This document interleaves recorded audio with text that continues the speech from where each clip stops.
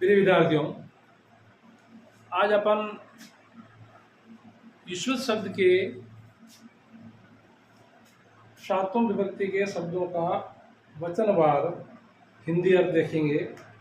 इन शब्दों का कैसे कैसे प्रयोग होता है, कौन कौन से विभक्ति में कौन कौन से कर्ताओं के साथ किन किन शब्दों का प्रयोग होता है और ये विभक्ति वाले जो शब्द है इनका अर्थ क्या होता है।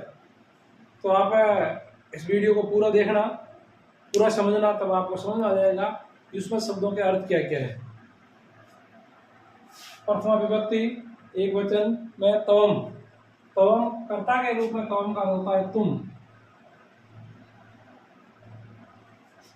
द्विवचन में युवाम, युवा में तुम दोनों। कैसे क्या होता है, तुमने, तुम दोनों ने। कर्ता ने कर्म को, कर्ता वाले शब्दों के साथ में ने का प्रयोग होता है। तुमने, तुम दोनों ने, तुम सब ने। बहुवचन में तुम सब ने, यूयम, तवम युवाम यूयम। तुमने, तुम दोनों ने, तुम सब ने। कर्म द्वितीय विभक्ति में कर्म कारक होता है, जिसमें कर्ता ने कर्म को, तो तुमको। तवा में तुमको, युवा में तुम दोनों को। युष्मान तुम सबको।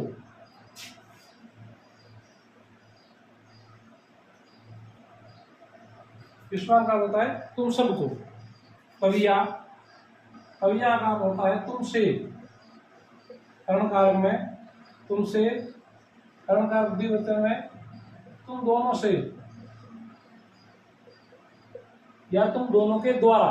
कर्ण में युष्मा भी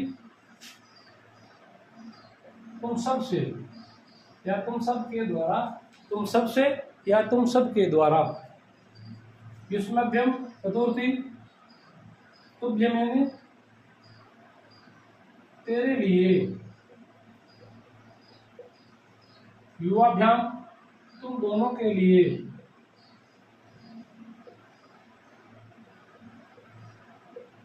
युवाभ्याम होता तुम दोनों के लिए। चतुर्थ विभक्ति में संप्रदान कारक होता है, जिसका हिंदी में होता है के लिए। तेरे लिए, तुम दोनों के लिए, तुम सब के लिए।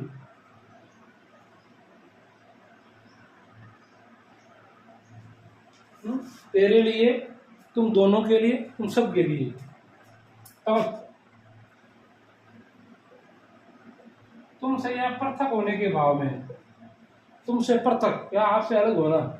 युवाभ्याम तुम दोनों से पृथक। पंचम विभक्ति में अपादान कारक होता है, से पृथक या अलग होने के भाव में होता है। तो युवाभ्याम युष्मत् तुम सबसे अलग होना,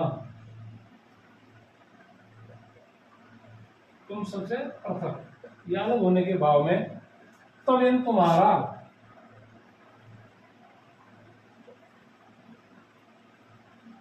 युव्यो तुम दोनों का।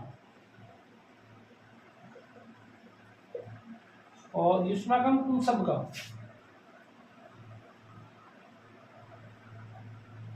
समुद्र में है, कोई वस्तु किसी तुम्हारी है तो उसमें ये समुद्र षष्ठी विभक्ति संस्कृत में कारक नहीं है, केवल समुद्र दर्शाने के लिए होता है। क्योंकि षष्ठी विभक्ति में जो शब्द होते हैं वो कहते हैं कर्ता के स्वयं या क्रिया और कर्ता दोनों के सीधा संबंध नहीं होने के कारण इसको जो कारक नहीं माना गया, केवल समुद्र षष्ठी विभक्ति है।